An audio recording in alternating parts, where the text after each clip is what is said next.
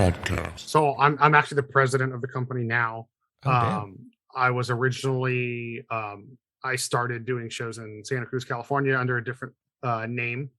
And then my company actually merged with PinUp, where I was, we use the title co-founder. I hate all like the professional business terms, you know what I mean? Mm-hmm. So it was myself and then Andrew who founded PinUp.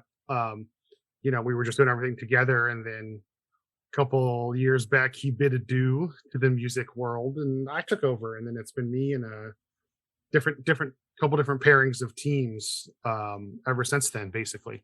That's awesome. Yeah, I can't tell you what year it was, but I back in the day, like way before my touring days, I mean, high school sometime. I don't know what year it was, but yeah. I mean, I would go to, I believe was it the Refuge?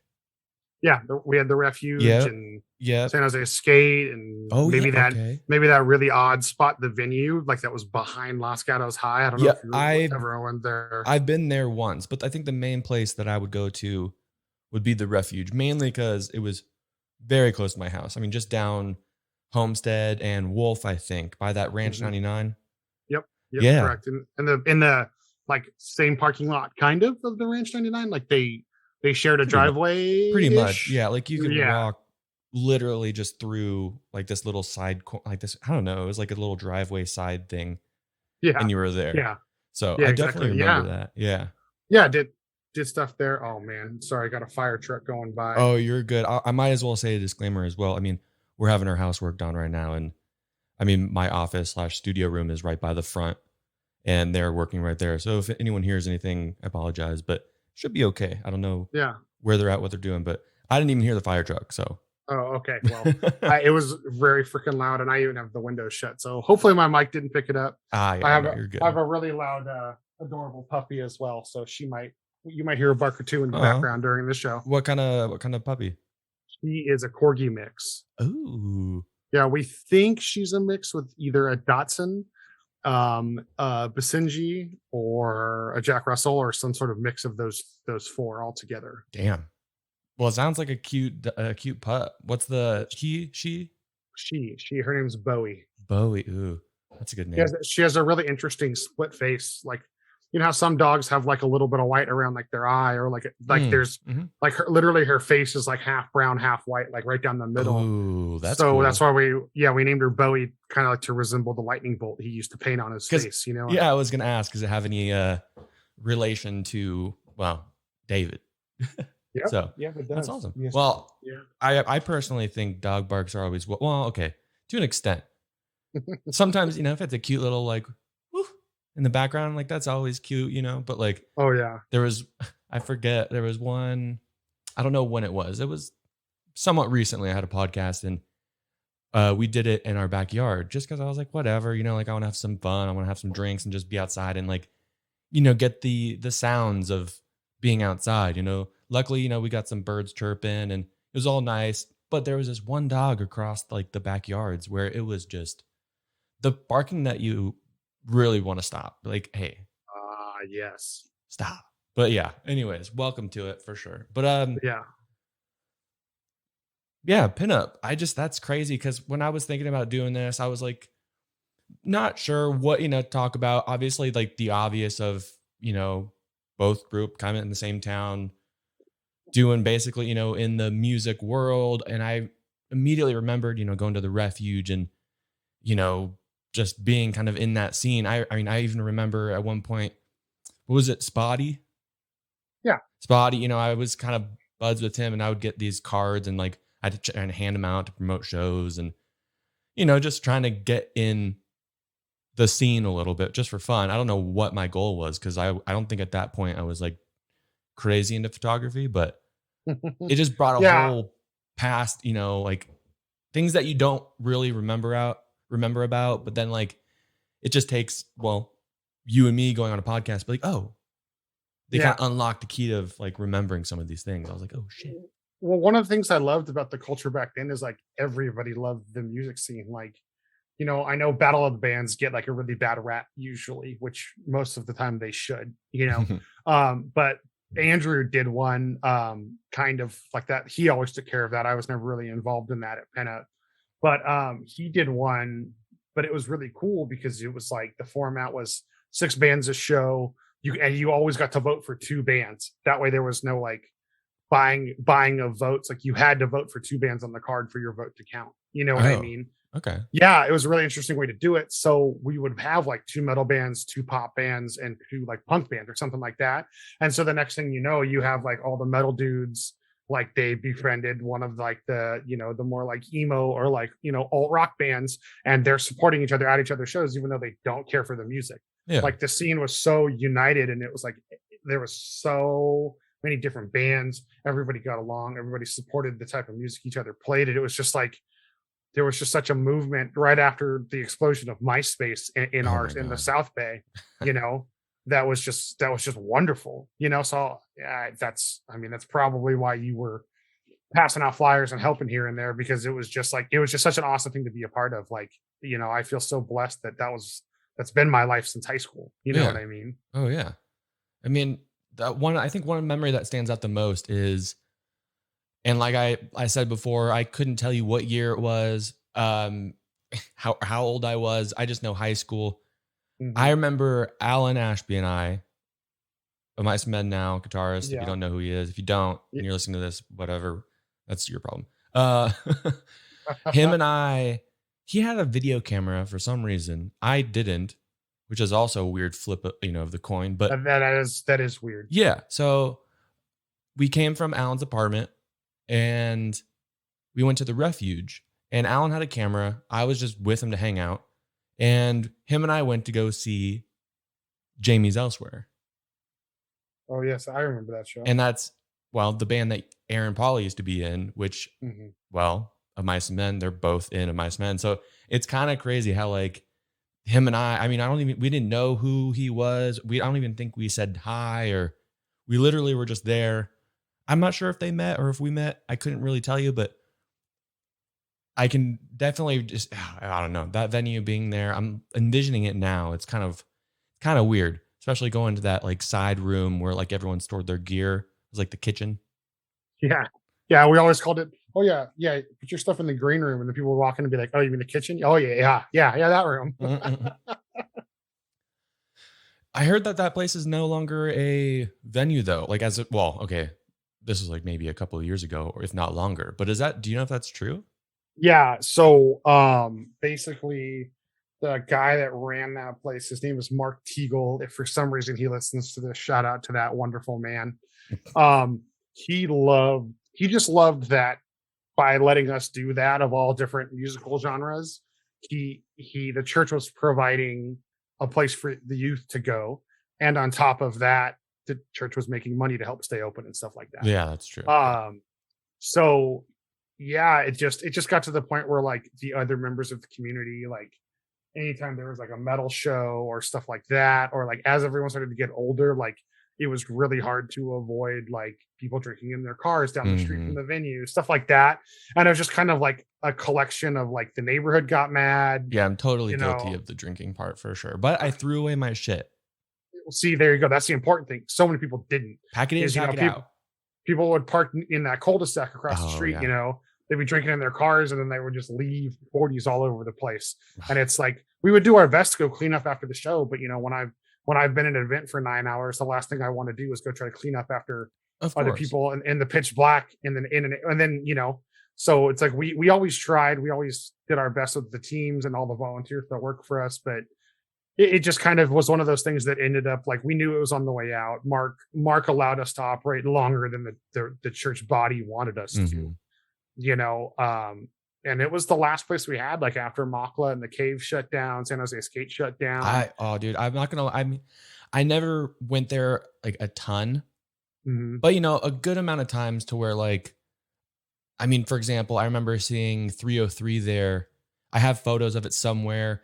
I mean, the Somerset, like all these crazy bands that like have either blown up and called it quits or just are still doing it. Like I heard the Somerset is now back again. Like the drummer, she's in a movie, and going back and thinking about that, I'm like, oh wow. When I heard that closed down, I was like, damn, dude, are you kidding me? Like Why? Yeah, we had like the Refuge and Skate had a lot of history with like, I mean, I think it was the second biggest show we ever threw at San Jose Skate on Valentine's Day. Oh shit, I think it was 2008. We had Bayside play at San Jose Skate. You know what I Oh, mean? cool. Like that was when they really first blew up, but they were still playing like, 500 cap rooms, not really Hmm. playing like the big clubs. Yeah. So it was like them, it was like Bayside. What was that band? Straight Light Run, or am I saying it right? Oh, that sounds familiar. You could be right. Yeah, like Straight Light Run, 4 Years Strong, and then there was like one other band. We booked the Are main. you thinking Straight from the Path? No, no, they were Okay, I like just the band you said after that made it kind of sound like that's kind of the realm you're thinking, but yeah, after no, that no. one. 4 Years Strong was definitely the heaviest band on the bill. Oh, okay. Then Which it's but definitely it not. was all other like pop punk y Yeah. acts. Okay. But like we did a lot, and like our scene, the Cave, and some of the other rooms that us and the other promoters operated in the early years. We booked a lot of like the MySpace metal bands before they blew up. You know what Hmm. I mean? There's a lot of history in the South Bay Area, especially there at the Refuge, man, and it's just like I'm sad it's gone, but just like careers and everything, every dog has its day, so to speak. Yeah.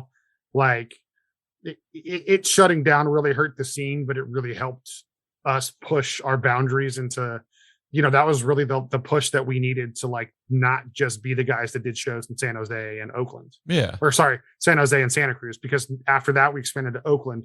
From Oakland we did like more stuff in the East Bay and then into the peninsula, and then now we do shows basically everywhere in California except for Sacramento and San Diego Hmm. basically Okay. now.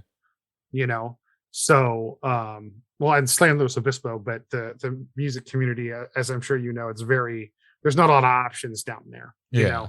It's just very mainstream type stuff that happens, Uh, but just real quick, it was just a random thought as we're talking about it. Another band that I actually still listen to, like recently, because you forget about them and then you're like, you remember a band and then it kind of creeps back into your normal rotation. But, yeah.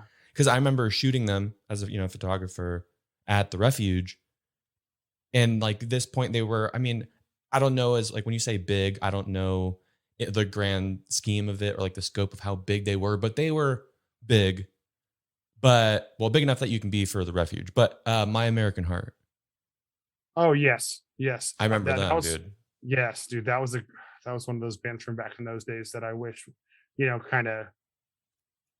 I don't want to say stuck around longer. You know what I mean? There's just so many good bands from that era that there was so much competition that there was just bands that didn't stick or didn't make it, and it bums me out. That would be one of them.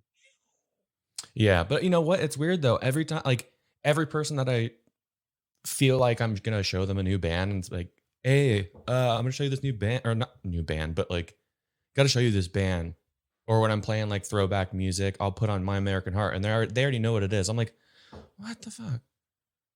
Really? Huh. Oh yeah, I mean Good it's to happened know. like Good to know. a handful of times for Oh, sure. well, Eh, that makes me happy to hear. To be perfectly honest, because we worked with them quite a bit back in the day, from what I remember. And then Dustin, the bass player, he's in Dan and Shay. Hmm. I don't know Hmm. if he still is, but like I remember when I saw like their promo photos, or like, actually I think they were playing Ellen, the Ellen DeGeneres show. Holy shit! And it must have been that. It was some show where they're playing, and I saw him and I was like, damn, dude, I remember taking photos of you. I'm sure I have them somewhere, but I remember taking photos of you guys, especially you, because you just like rocked out like crazy. But I'm like, fuck, that's insane. Yeah, yeah, dude, that's wild. That, like I said, that makes me happy to hear, man. That like so many people remember that bands from that era well. You know, Mm-hmm. um, dude, that's crazy. That's And crazy. Yeah. So yeah, man, I'm glad you remember the Refuge. I feel like that's the era I get asked about the least. really, Like everybody wants to talk about, because I started in Santa Cruz, so everybody always wants to talk about like the 418 project, and now we have the Vets Hall back, which is where most of us that listen to like the heavier bands and the hardcore bands, that's where we all grew up seeing shows. okay. And it's back after 12 years. You Oh know what I wow. mean? So it's like, not a lot of people bring up the Refuge, but that was like, I mean, that was truly the South Bay's home for many, many, many years for live music of all genres. Yeah. Damn. And then one more band that I keep, I just keep bringing them up. But back when I was going to the Refuge, I remember one of my favorite bands that they're fucking sick to me. I think I saw them there and maybe like San Jose Escape, but I hope I say the name right. I think it was Pilot's Wife. Yeah, the Pilot's Wife. Yeah. Yeah. I don't know. For some reason, there was like a couple banger songs that was just nonstop playing, but I definitely remember them.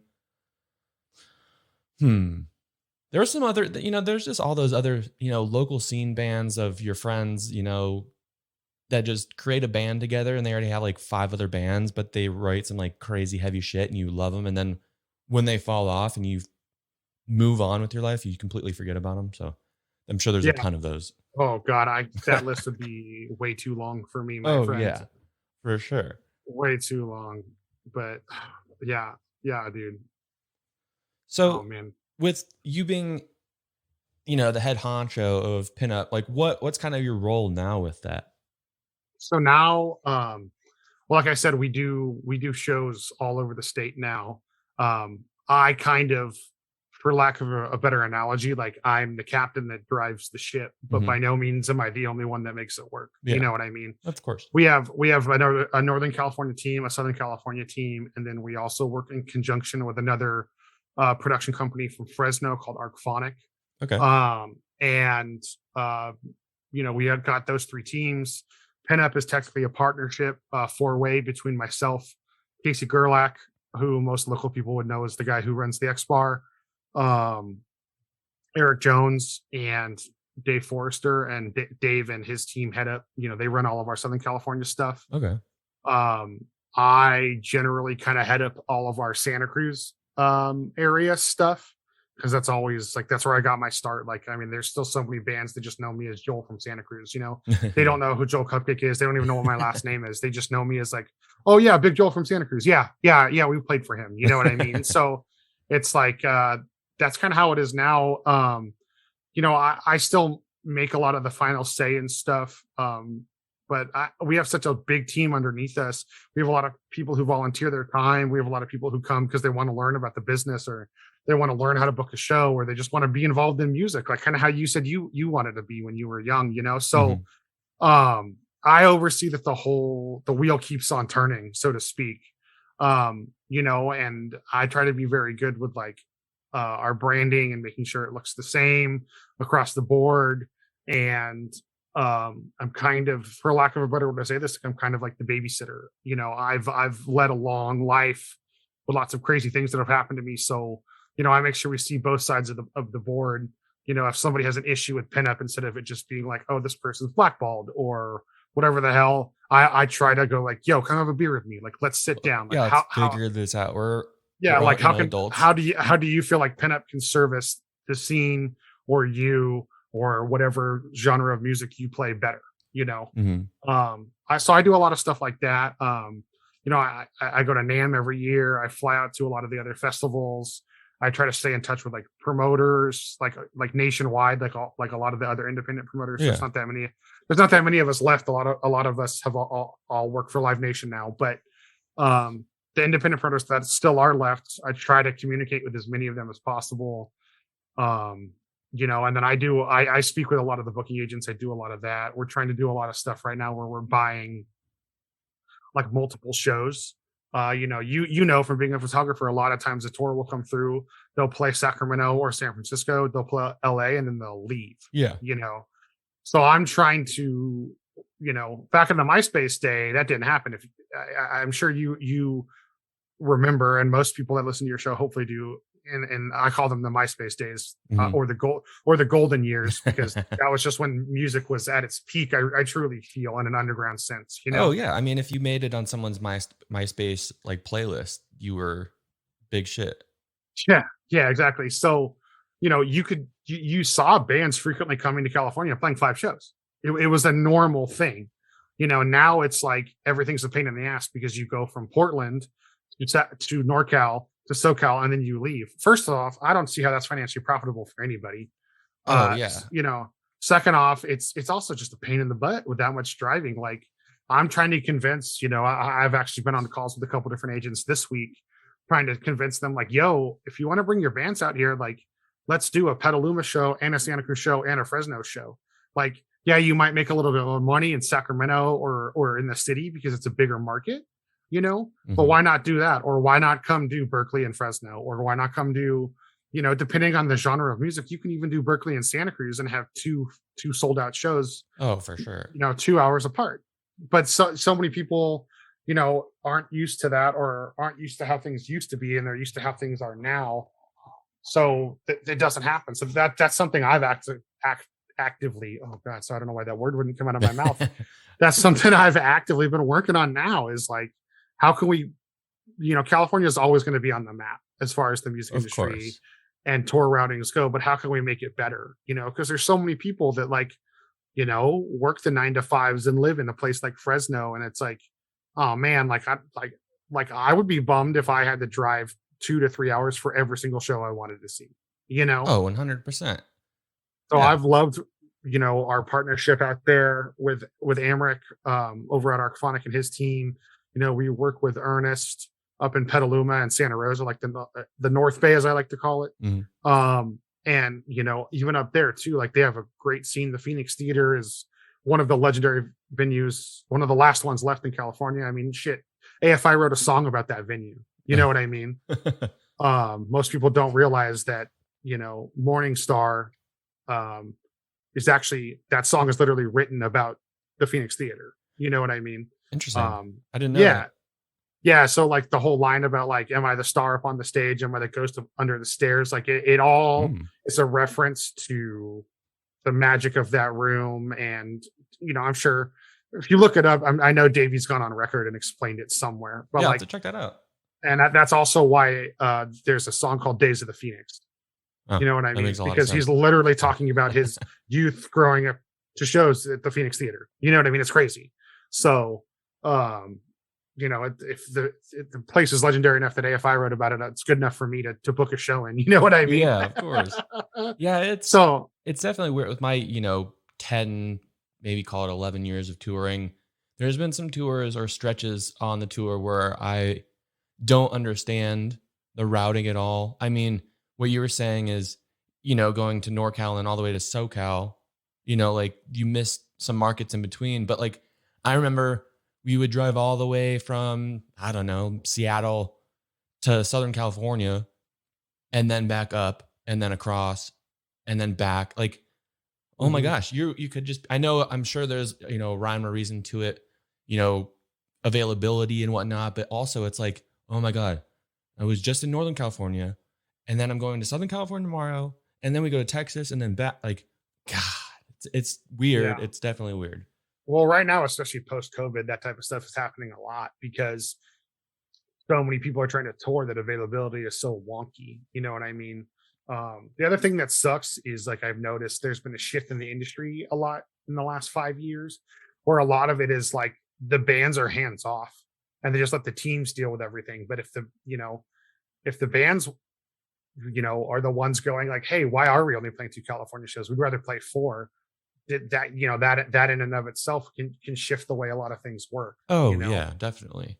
And then, I mean, it also comes down to like, are the promoters offering enough money? Is there history? Because like, I mean, there's some bands that have been doing this long enough. They're not going to come play Santa Cruz regardless, because it's too far out of the way. But then maybe if I hit them up to do it, they'll be like, oh, well, okay, we played for you when we were a developing band. Well, yeah, we'll come back and do a show for you. I've gotten lucky with some stuff like that in the past. And I mean, how it is as someone who tours, like you have history with people, that applies in every aspect of life for every business. So it works in the music business too, on the that nasty, I hate talking about the nasty business side because it's not why I do what I do. Yeah.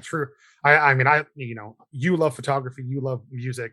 I love putting on concerts and bringing stuff to my scene and to see all the other scenes in California where I'm like, providing people joy, Well, you yeah, know? I mean, concerts, whether, you're 14 going to your first one or, 29 going on 30, like going to your, 1000th concert, like you're bringing people joy. Like Yeah. it could be the best night of their life and they'll remember it forever.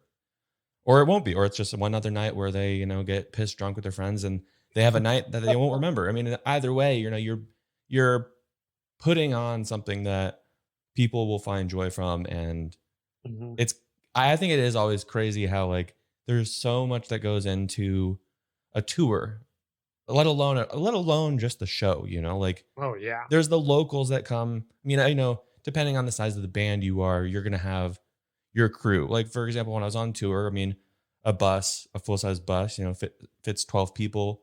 You think a band of 4 or 5 members, and then you got your crew. I mean, photographer, your drum techs, guitar techs, and then you have everyone.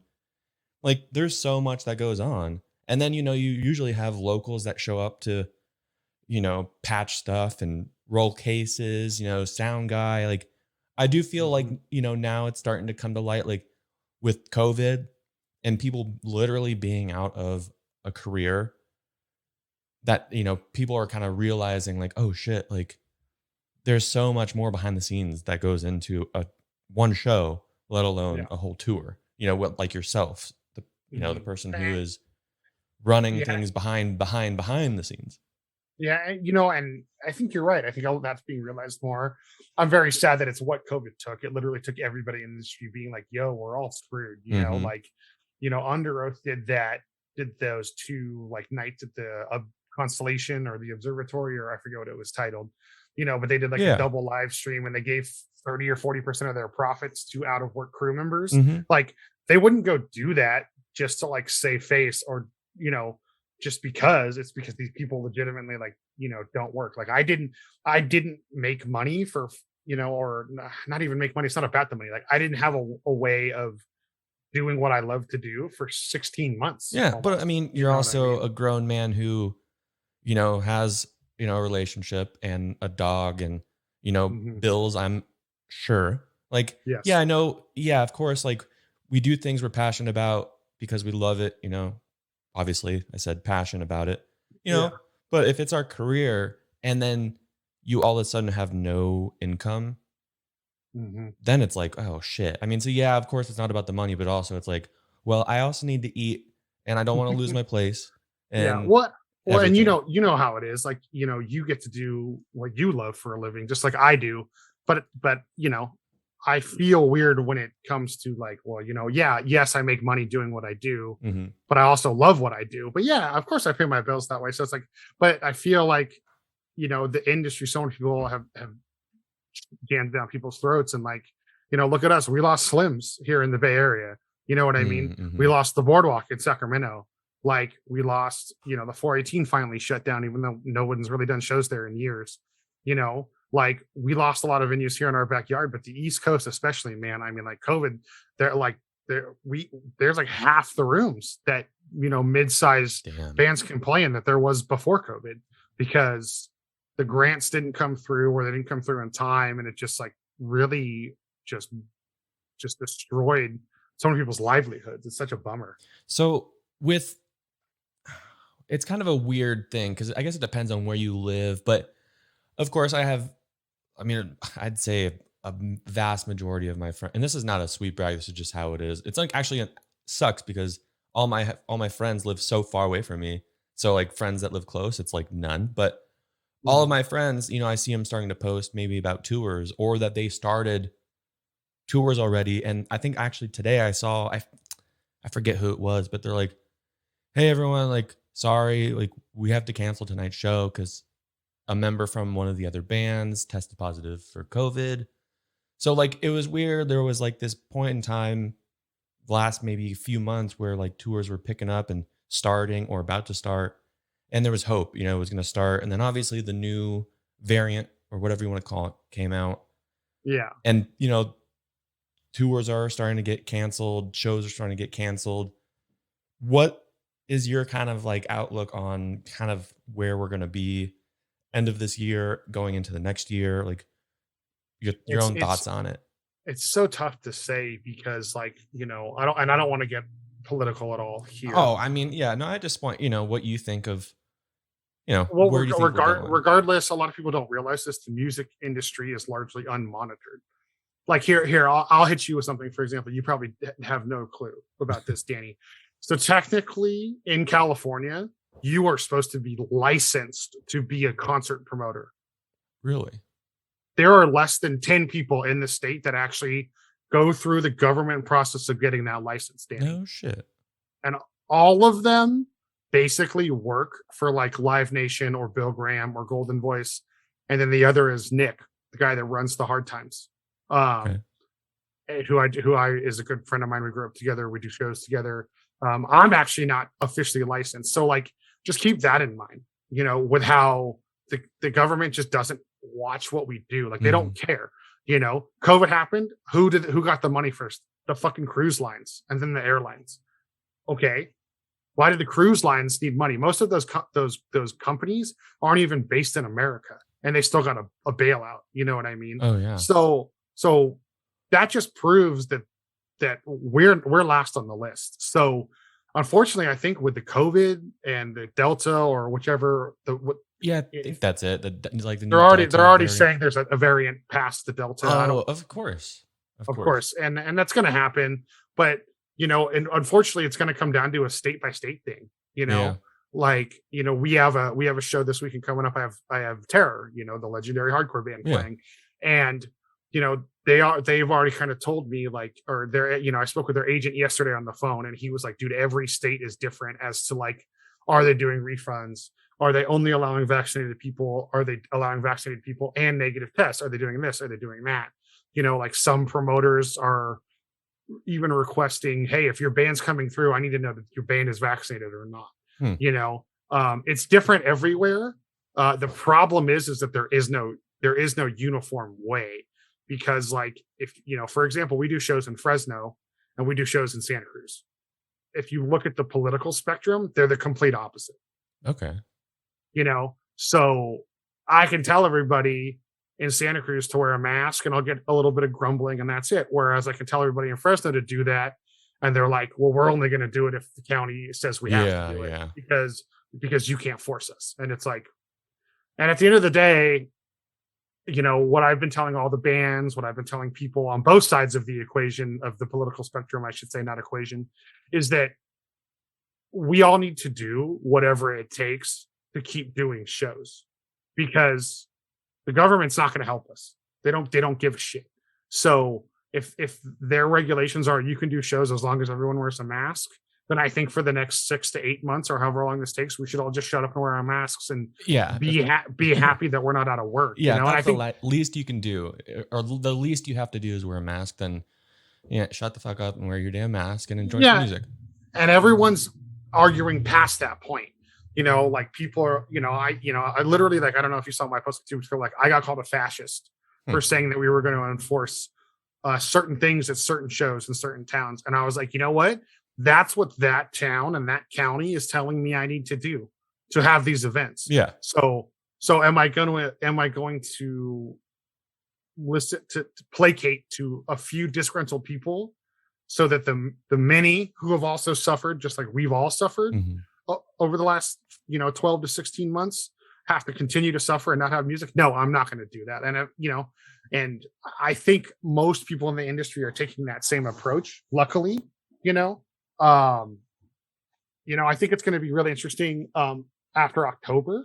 I don't know how privy you are to like the Live Nation AEG politics.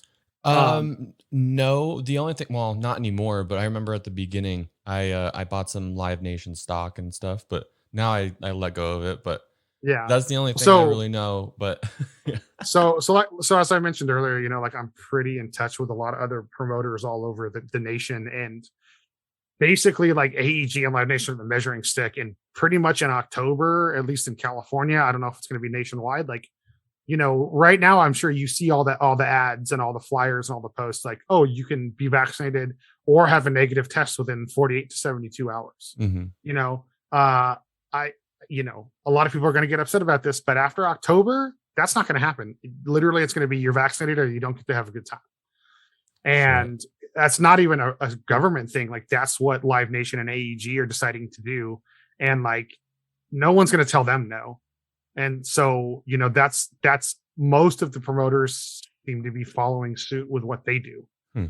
That's kind of how we're not entirely basing what we do off Live Nation. Like I'm in, for example, for like, our South Bay shows, like we're talking with the owner of the X Bar and the people who run Cornerstone and the people in Berkeley and the people who run Catalyst in Santa Cruz and the Civic Auditorium in Santa Cruz and the Vets Hall and the city of, the county of Monterey and the county of Santa Cruz. Like I'm trying to talk to everybody so that we're all on the same page, so that it's not like, I don't want one venue getting chewed out and suffering a loss of business because the other venues are more lax. Yeah. Because then that venue that's more lax might end up being a super spreader event, which I think that is still the term.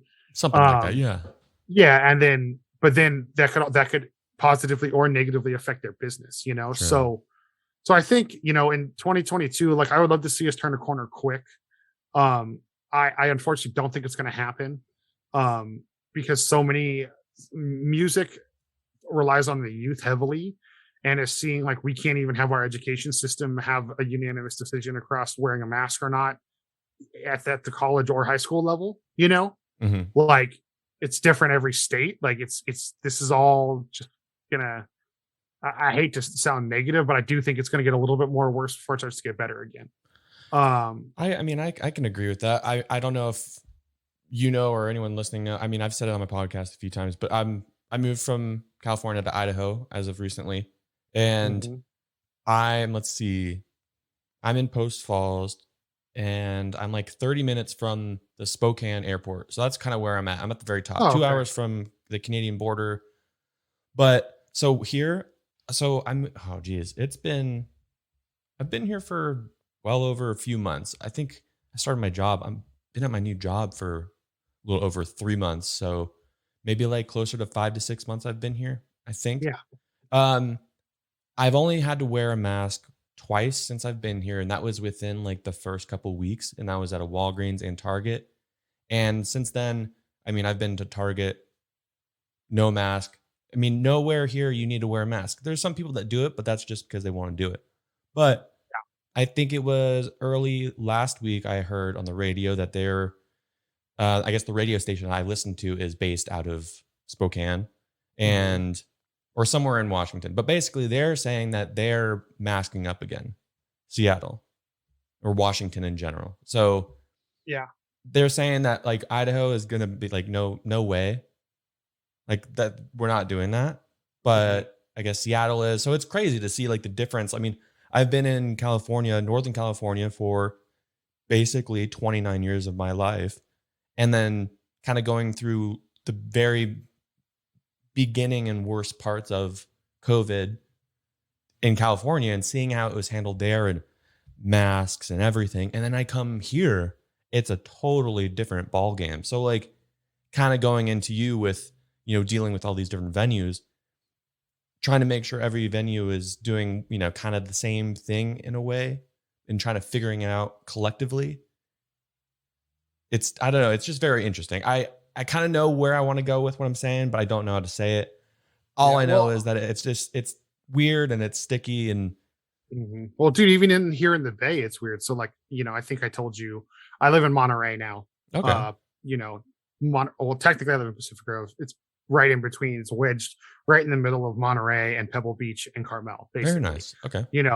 And we have, I think we're at like we're above the 70% vaccination rate. Okay. Which is not the best in California, but we're in the upper counties doing the best. Okay. We are the only county that doesn't require a mask mandate. Everywhere between Petaluma and Santa Cruz, you have to wear your mask again, and that's a bummer that we got back to that point, but it's where we are. But it's so interesting to me that a place here in Monterey, not only did we, and keep in mind, Monterey County contains, Salinas and the Salinas Valley. There's a lot of undocumented people that do a lot of the work there. And that most of them have been vaccinated too. So we actually don't have proper numbers showing how many people are vaccinated here. So it's probably higher than what I said. and they're finally voting this week on it, I believe, if we're going to go back to being vaccinated. But you know, I think we grow 60% of the nation's food in the Salinas Valley. It's like some ludicrous number like Yeah, that. I've heard it before. It's pretty wild. And there's no mask mandate here. Like that blows my freaking mind, you know, like, because to me, as I kind of alluded to earlier, it's a health issue. It's not a political issue, period. You know, but the way the way they're handling it, it's very political, and like they want the optics to be. Well, and especially now, I'm sure you're probably in touch enough with California to know that like they're trying to recall our governor. Oh, you know what I mean? So right now, that's like one of the driving forces behind that too. And it's just like, I don't know, man. It's so and then that's the other problem is now the venue is getting dragged into this. Like, oh well, you know, if you voted for this person, you shouldn't go to this venue because this is how they're treating their bands. And it's like that's not what it should be about. It's like, do you want live music? Yes or no? Okay, cool. Like I understand the argument of your freedoms and I respect it. I also understand the argument of health for the people around you. And I respect that argument too. I respect them both. Yeah. I respect both sides of the coin. But at the end of the day, you know, people need to back away from those arguments. And it's like, you know, we can't just be, you know, there's been a few, I'm sure you've seen the photos. There's been a few hardcore shows that have just been like, I call them pop-up shows. They call them like generator shows, you know, where they just rent a U-Haul, put a PA in the back of it, and the bands just go crazy. You know what I mean? And it's cool, but it's like unregulated. Like they can be super spreader events. They can be dangerous and violent. Like, and stuff like that is the result of people being cooped up too long and wanting to do the stuff. And I have no problem with those types of shows going on, you know, but at the same time, the government can see things like that. And then they're going to want to put more restrictions on the shows that do happen the right way because of stuff like that. And that's my concern.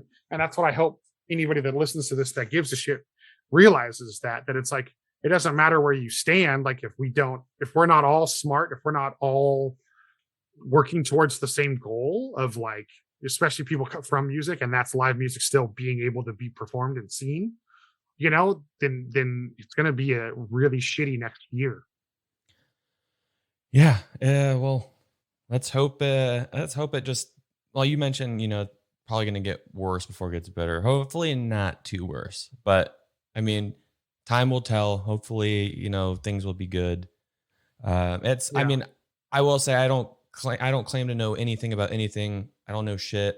You know, it's just fun to, you know, we just this is where we ended up in the conversation. That's what these are all about.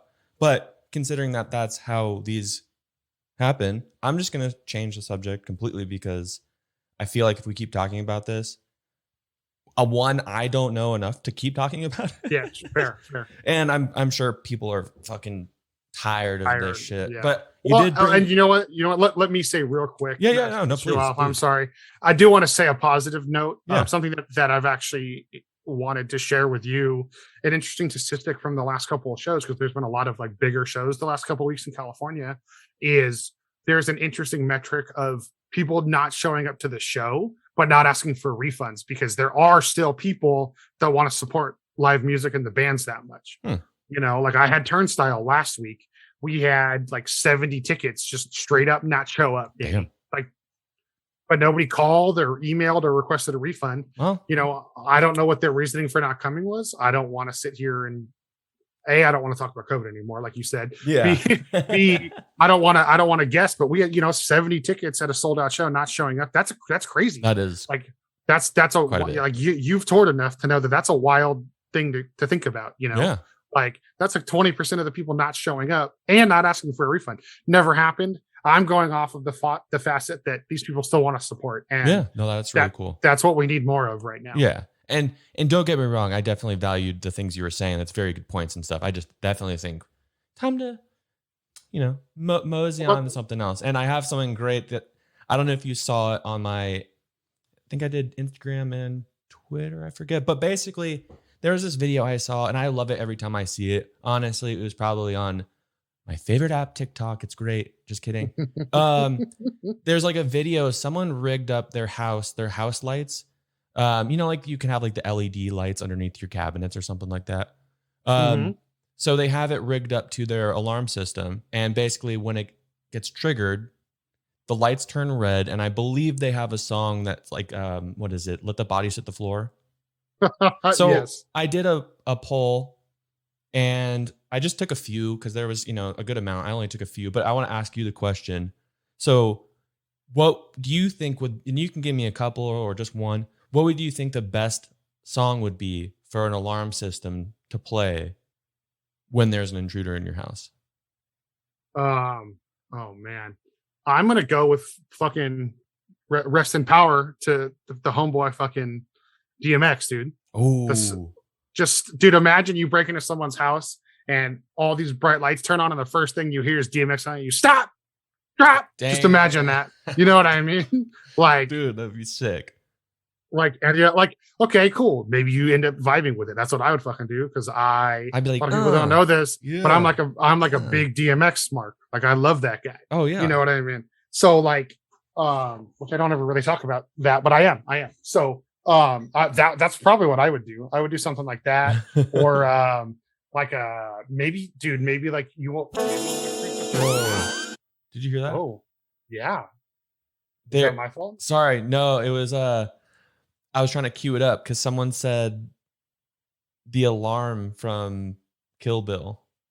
Oh, I didn't even think about that. I don't think that's it, Yeah, that's it. That's like anytime Uma Thurman like squints and is about to kill somebody. but well, That's the damn, I noise hope that I goes woke off. some people up because I did not mean for that to play.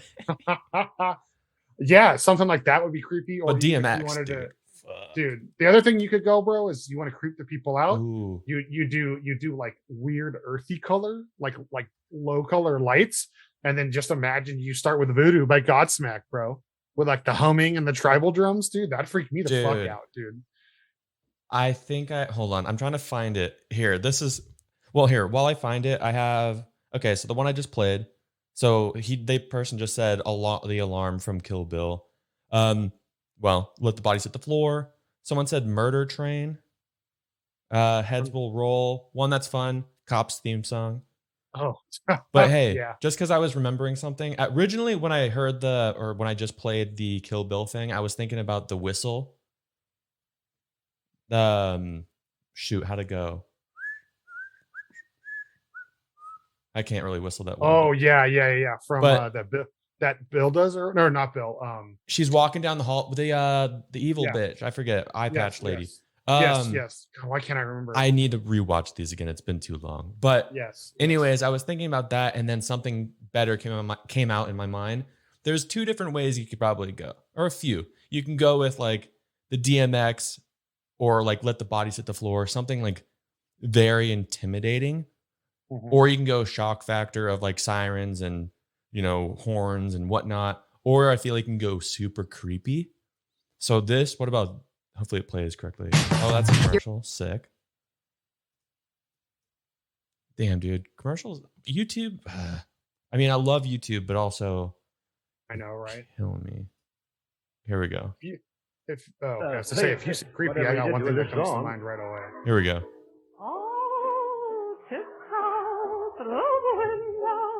By the window. What if this broke in someone's house and this? Yeah, that's like some Fallout shit. Thanks. You know, the other thing I was thinking that would be freaky as shit. Did you ever see that movie, The Fourth Kind? Oh, I think where people wake up and see owls at 3:33 a.m. every day. Yeah. Okay, so remember at the very end of that movie, there's like footage of the lady being possessed and floating in the air, and she's screaming ancient Sumerian at them. Jesus, that would be. Imagine you break into a house and that's all you hear. Is someone like basically like chanting at you and screaming at you in like some ancient language you don't understand.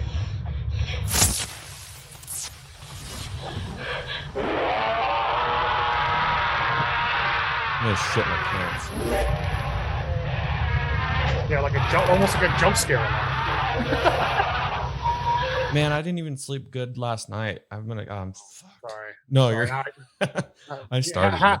Have a cocktail or two before you go to bed. You'll be fine. Oh, dude, no, I actually feel like absolute dog shit today. So hopefully it's not COVID. That'd be fun. I got it's vaccinated, not. but you know what? People are getting it. You know what? I'll just hit up Joe Rogan and get that ivermectin or whatever it's called. Oh my God. Let's not even get me started Turn with that into a guy. fucking horse. Yeah. Anyways, so yeah, I Oh don't know. God. That'd be fun. I do have LED like under cabinet lighting. Maybe I'll try and rig it up. That'd be hilarious. That would be hilarious. Ooh. Speaking of LED under cabinet lighting, did you man, it was a couple years ago. I wish I had a linkage to it to show you. There was this some of the best marketing I've ever seen for those LED products. Do you remember a couple years ago when they first broke out, like all the color changing shit and you could sync it up? Oh yeah. Somebody was selling it was a ball. It was like an orb that you would keep like Oh. I'm gonna age myself here and say on your mantle. For you young kids that don't know what that is, it's like the top of your fireplace that underneath your TV, like the ledge right there. Mhm. And it was marketed as a notification ball, but it Oh, was God. funny because the example, like the ad I saw that always stuck out in my head is like, so say your food is being delivered, you have it blink this color, you have someone's calling you, it pulses blue, the girlfriend texts you, it flashes bright red because you're in trouble. You know what I mean? Like something like that. Yeah. I was like that. Man, I wish I remember what it was called, but it was like specifically marketed as like a notification LED thing. And I was like, I always just thought that it was hilarious. And now that I remember people thinking that technology was silly, and now especially with like streaming and everything, like that technology is, people love it, dude. I mean, Oh, I love yeah. it. I have Christmas lights here around my desk, and then we have LEDs all around the TV and stuff. For like when we want to watch a movie and we want light on, but we don't want some blaring white light, Oh, for sure. Oh, yeah. I mean, that's on my list. I mean, I'm still in the, middle of kind of pimping out my office / studio space. Cause I mean, I have to have it workable for just work, but I also need to make it, well, for my podcast, I need soundproofing and everything. But I want to get some LED lights and just a bunch of cool shit. I don't know. Yeah. There's so much that I want to get. It's ridiculous. It's going to be so much money, but piece by piece. Yeah. Well, you could get a good setup, then you could start putting the episodes on YouTube as well, or even like That's the plan. Twitch streaming the episodes. That's or YouTube. You don't have to. Twitch is not the only streaming option these days, but yes, you know what I mean. Yeah, that's why I started doing these video clips here and there. I got to just figure it out with like the long form, because my cameras, well, they don't shoot longer than 30 minutes. So I think I have to eventually I have to probably get a bigger computer. That's definitely on the list. But, then I got to run HDMI from my camera to my computer so I can, hook it up to, a stream thing where I can record longer, just so I can record.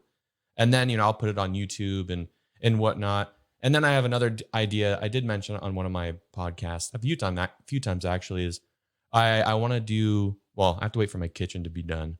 We're waiting on like the backsplash, but film like a fun like cooking show where I just like crack beers and just talk stupid shit and cook like, Dude. I mean, random, like elevated ramen is the thing I usually just say for fun. Like, you are speaking my language. I love watching stuff like that because it's like funny, kind of laid back. It's authentic, but then like you get the most unique ideas from people who aren't even like famous chefs. You know what I mean? Like I love watching cooking streams on Twitch and YouTube. Oh yeah, I think it's hilarious. Yeah, one that, I mean, I'm gonna be my own self, of course. I'm not trying to bite anyone or do anything like crazy. Mm-hmm. I mean, I'll do what I can. Who knows? I'll try it one, and if it doesn't work, I'll try something else. But I kind of have the idea of something. You know who Maddie Matheson is? Oh, dude. So big fan. yeah, just a dash.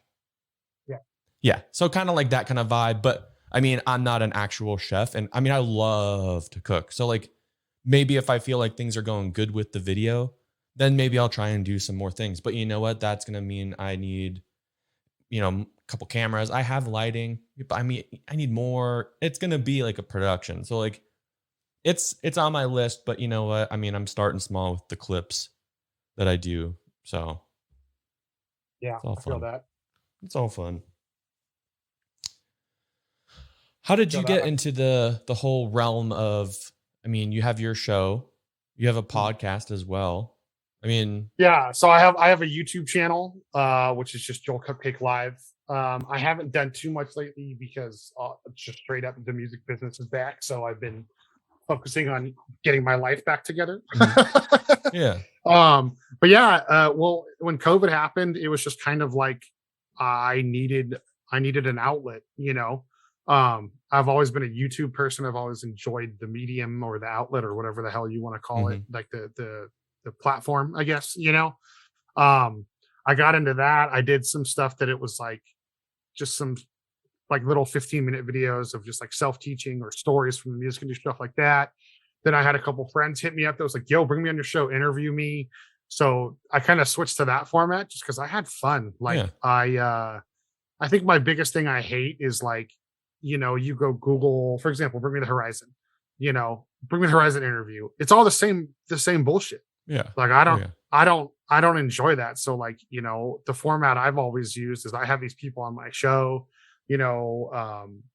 I've had guys from After the Burial, Spite, lots of the upcoming like metal bands, and already established metal bands, and Kaylee from Rivals, and then I've had a few like artist managers. I've had a wrestling promoter. Like I asked these people like, how did you get started? Like what's like, I don't want to know about the next record your band's putting out. I want to know 15-year-old you, like what song did you hear that made you want to play music for the rest of your life?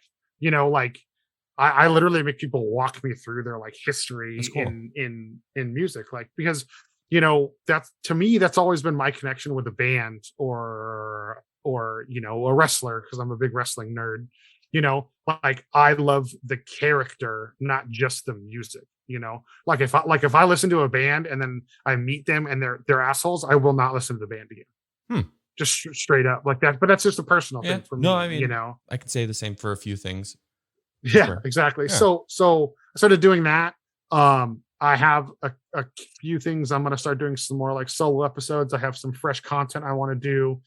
I got a little burnt out because I was doing like 2 episodes a week for a minute. You know what I mean? But I was having fun. So that's kind of taken a slower burn seat. And then I have another podcast I do called Pex Pals, which is about the video game Apex Legends. I've been a gamer since I was a baby. You know what I mean? And I have a buddy, and we play that game a lot. And we have a lot of friends who play that game. And he just kind of hit me up for fun. He was like, "Yo, I love your show. Like, let's just do a show about video games." And then he was like, "You know what? You and I both play this game almost every day. Like, why don't we just do one for fun?" Yeah. So I started that. We only have 23 episodes out. We've already cleared like 3,500 plays. Right on, dude. We've already charted in a couple countries. It's like mind blowing, man. That's cool. Like, congrats. Just thank you. It's just I'm just doing more stuff that I love, dude, and other people seem to be digging it. So I've been doing that, and then I'm also an ordained minister. Oh, shit. So it's also kind of a like, hey, here's me putting myself out there on the internet. The other thing that I think you can understand this subject better than most because of your involvement in the business. A couple of years ago, I had somebody tell me, like, we were hanging out somewhere, and I made a joke with them, and then we were going back and forth, and basically he told me, he's like, "Yo, like, I used to not be able to tell if you were being PinUp Joel or not," and he's like, "You're a really fun, like, unique person. Like, I'm glad we've gotten to know each other." And I was like, "What do you mean?" Because to me, I'm always just me. Yeah. You know what I mean? And I guess it's very easy for I know there's been some people in the past and still currently that like look up to me and what I do for the scene and shows and stuff like that. And then there's also like some people sometimes at the show, like I'm the one putting on the show, which means I'm the authority figure, so I didn't realize that so many people they see Joel from PinUp and then they see Joel Cupcake, and they don't associate the two with each other.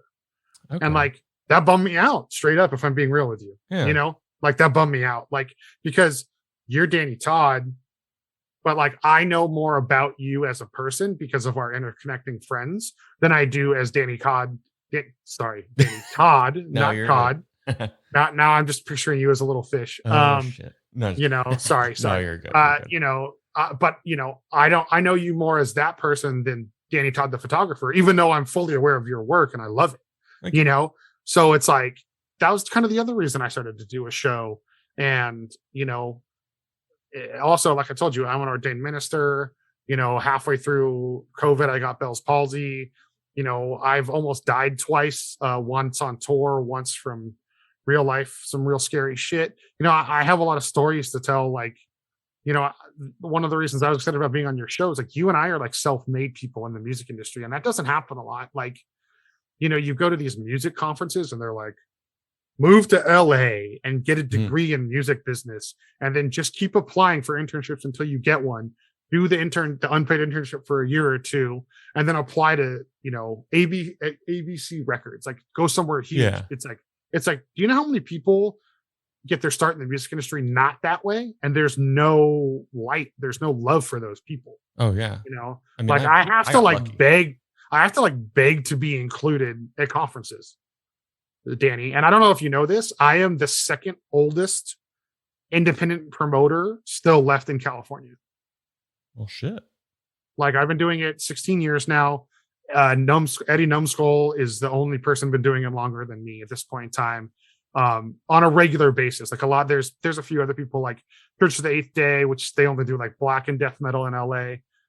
That's Daniel. He's been around, I think, the same amount of time as me. But like, you know, Eddie and I do shows all over the entire state of multiple different genres. We don't just stick to one genre type, you know. And it's like, I have to tell people that, and they're like, oh, okay, like, yeah, we'll see if we have room for you on like a panel. And I'm like, and then I go to said conference, and some of the people I have on these panels, I'm like, this doesn't apply to anybody that wants to learn how to be a promoter, or, you know what I mean? Like, I don't know. So that's kind of why I got started just doing my own show, because I feel like I have a lot to say, and I love the sound of my own voice. Unfortunately, it's a blessing and a curse. It is kind of weird, right? I mean, I'm still getting used to the whole podcast thing, and I'm, you know, this is episode 132, I think. So it's, you know, it's all a learning progress. I'll never be done learning about it and getting better. And I mean, I know nothing about audio, you know, technical stuff, but I'm learning. There's a lot of stuff I know now that I had no idea. I mean, I started with this actually. I bought that. I think you're using it now, so you're due for an upgrade on mics, my friend. Which is a great mic. I'm not knocking it. Robbie has it as well. I need a better one for sure. And like my inputs are going out, and it's like the one where it's like the plug and play. Like, there's not even firmware to make it work more efficiently after 2 years. You know what I mean? Yeah. Like, I know exactly what you mean. Well, yeah, it's a cool progress. I mean, not only do you get to watch your content grow and your listeners, and, you know, obviously, like anything, there's dips, you know, there's the highs and the lows, and it's all about, you know, trying to get past those while still trying to maintain excited about the next episode or learning new things to make it better, you know, instead of quitting. So it's all fun, and it's cool to talk to another person like yourself that does that as well. So thank you. Yeah, dude, it's I love it. And the funny part is, I was gonna say, what you were just, everything you just listed off, you know, I actually don't edit my shows because A, I don't have the technology, but B, I love talking and telling my stories. And I know I just made the joke that I love the sound of my own voice. I hate the way I sound on recording. So I don't edit anything. I literally just record everything and post it. Oh yeah. I mean, unless I hit the mic really loud or something like that and I write down where it is, maybe I'll do that. Or if I say something, which I don't think I've ever done, and no one's ever asked me to cut something out. But yeah, all I really do is if I throw like a mid-roll ad or something like that, I'll have to throw those in. But the only thing I do is, you know, edit a little bit as far as like denoise, you know, stuff like that. Especially with the new office, it's a little reverby, you know, it bounces off a little bit, but that'll change once I get more things in here and whatnot. But I mean, I barely touched the thing, just a few plugins that are all basic. Intro, outro, export, throw it up. Let's go. There you go. That's what I love. Right to the chase. I think to close this out, kind of like by the way, I think we should do another one because, you know, you were saying you had a bunch of stories, and I'm sure, I mean, not only do I want to listen to what those are, but I'm sure people listening would be thrilled to listen how you almost died twice and all that fun shit. Yeah, yes. One was a van flip, and one was somebody broke and entered into the wrong home. Ooh. And I was the innocent victim of that. That is a whirlwind of a story, my friend. So yeah, I would love to be back anytime. Round two. Maybe we can do that with how we were originally planning to do the pod with Robbie. Maybe we can do another one, and We can It's like a crazy stories. Yeah, I would love that, shoot the man. shit. Robbie and I go very far back, you know. right on. So Just to tell people where, I mean, I'll put links and whatnot to maybe your link tree. I'll put that in the show notes. But if you want to just plug like some of the top main ones that you want people to go check you out on. so anybody that is already aware of any of my shows, we have a running joke that Pitbull stole his name from me. So you can literally just look up Joel Cupcake. You can literally Google me, and I'm like the first 8 things to pop up. I did do that. It is. I think your Twitter shows up first. I think. Yeah, probably. Yeah. So yeah, I'm literally just at Joel Cupcake everywhere. On Facebook, I'm JoelHaston. If you are interested in my video game podcast, it's just at Pex Pals Podcast is the handle everywhere. Our website is just www.pexpals.com, and the Joel Cupcake Live, that's my YouTube channel. That's the URL, just youtube.com/Joel Cupcake Live. That's really it. I work, the company I run, PinUp Productions. You can just search that on Facebook anywhere, or it's www.pinuppresents.net, and for the show stuff. And we also have an artist management division and all that as well. You can just Google it. It's PinUp Artist Management. We do a little bit of everything. So right on, dude. Well, Joel, thank you again for hopping on the pod, and we'll get scheduling on that next one because that'll be fun. Yeah, anytime you want to have me back, and I would love to have you. I'm gonna kick my show back up into gear actually probably like next week or the following week. So I would love to have you on my show. Soon, dude. Sir. Honestly, I mean, you got my number. Call or text. Well, don't call me. Text me. I'm bad at. I don't like talking on the phone, which is weird. Hate talking on the phone, but I have a podcast. It makes no sense. But you have my number. I mean, okay. I'd be more than happy to jump on your podcast. So yeah, let's do it. All right, Daniel. Thanks for having me. Of course. Everybody that listened, thanks for listening. If you haven't already, liked or subscribed or downloaded Danny's episodes, you should do it right now. Woo! Thank you for that. All right, buddy. Take care. The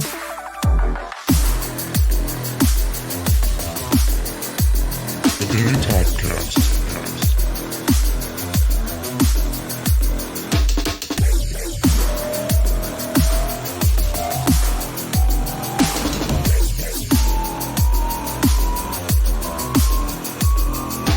Podcast.